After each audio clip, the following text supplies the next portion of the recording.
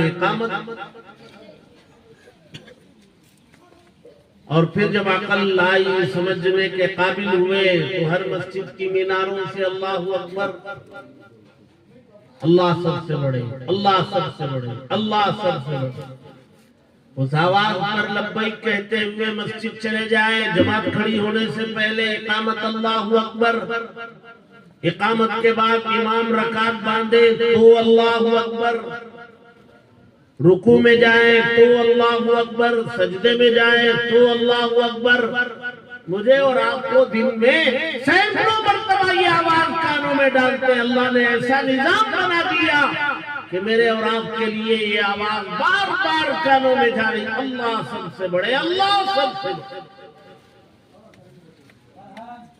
اس بڑے اللہ کا جس کی بڑائی ہمارے ذہن میں نہیں آ سکتی، اس بڑے اللہ کا یہ بڑا کلام،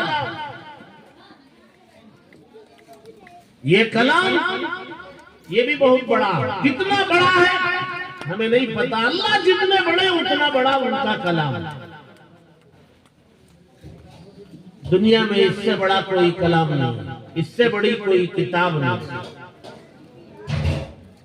بابرکت کتاب ہے، عجیب و غریب کتاب ہے جی، لوگوں کو سمجھ میں نہیں آ رہا ہے پھر بھی پڑھ رہے ہیں، ایک مرتبہ پڑھ کے مکمل کر لیا پھر شروع کر کے پڑھ رہے ہیں۔ بھئی جو لوگ عالم ہیں وہ سمجھتے بھی ہیں، جو عالم نہیں ہے وہ برابر قرآن کھول رہے ہیں، پڑھ رہے ہیں، ایک دور ہوا دوسرا دور کر رہے ہیں، تیسرا دور کر رہے ہیں۔ دنیا میں ایک ہی کتاب ہے جو سمجھ میں نہیں آتی پھر بھی لوگ شوق سے پڑھتے، کوئی اور کتاب اٹھائی جائے سمجھ میں نہ آئے تو رکھ دی جائے، سر میں درد شروع ہو جاتا ہے، اور اگر سمجھ میں آئے تو ایک مرتبہ پڑھ لی گئی بس رکھ دی گئی، دوبارہ پڑھنے کے لیے تمہیں تامادہ نہیں۔ عجیب و غریب اللہ کا کلام ہے، ایک حرف پر 10 نیکیاں ملتی ہیں، اور بغیر سمجھے پڑھے تب بھی 10 نیکیاں ملتی ہیں۔ لہذا اللہ کے نبی نے مثال میں الف لام میم کو پیش کیا جس کے معنی نہیں معلوم،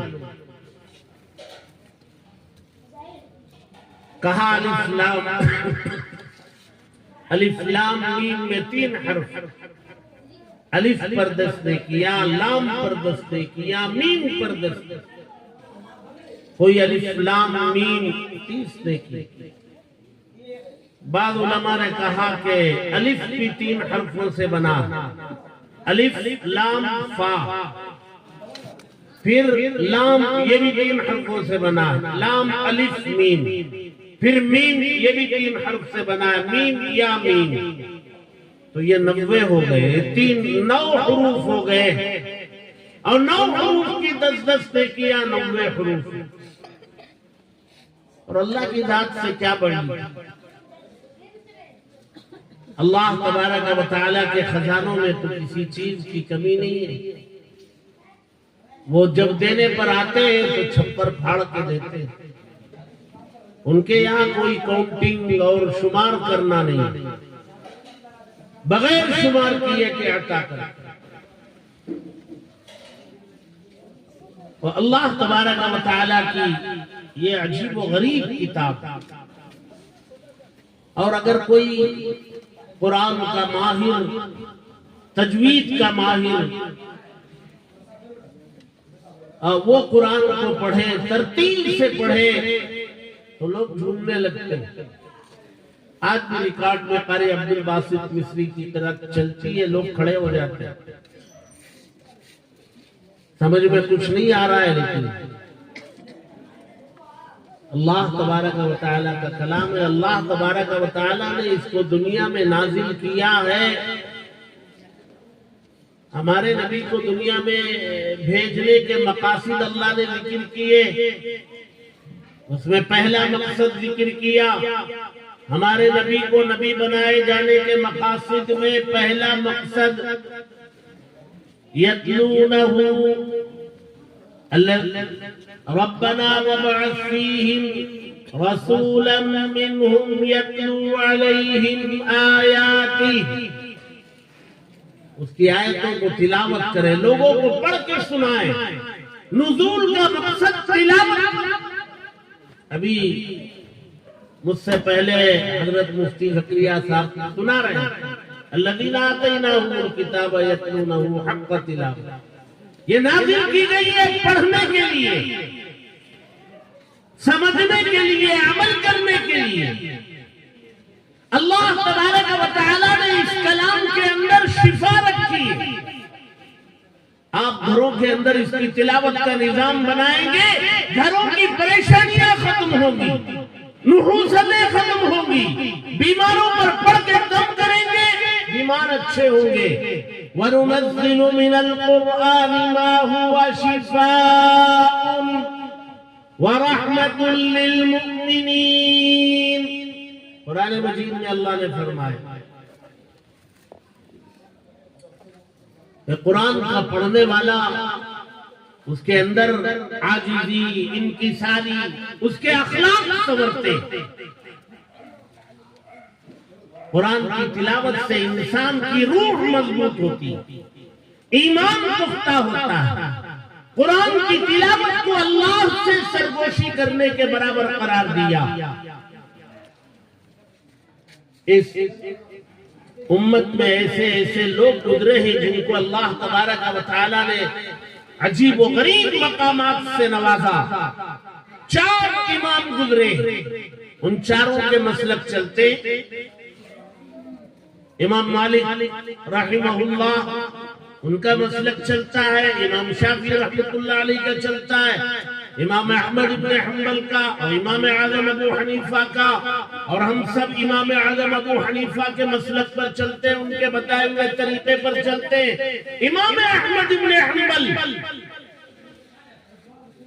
بڑے اونچے درجے کے امام گزرے ہیں، فقیہ گزرے ہیں، محدث۔